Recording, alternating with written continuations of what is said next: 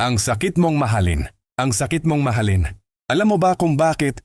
Dahil kahit paulit-ulit akong nasasaktan, ikaw pa rin ang taong pinipili kong mahalin. Maraming beses na akong nagkaroon ng pagkakataong sumuko at iwan ka, pero hindi ko ginawa. Hindi dahil wala akong ibang mapuntahan, kundi dahil totoo ang pagmamahal ko sa iyo at ipinaglaban ko ito hanggang sa huli. Kahit pagod na akong intindihin ka, kahit ako na lang palagi ang umiintindi, pinili ko pa ring manatili. Pinanghawakan ko ang pangako kong hinding-hindi kita iiwan, dahil naniwala akong darating ang araw na mararamdaman mo rin kung gaano kita kamahal.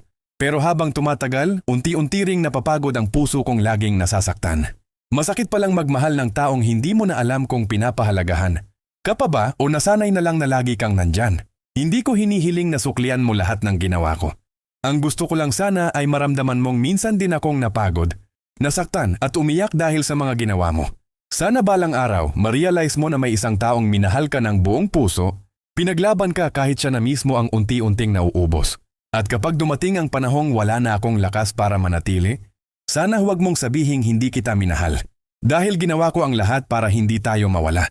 Ang hindi ko lang kayang gawin ay pilitin ang sarili kong manatili, habang ako na lang ang patuloy na nasasaktan.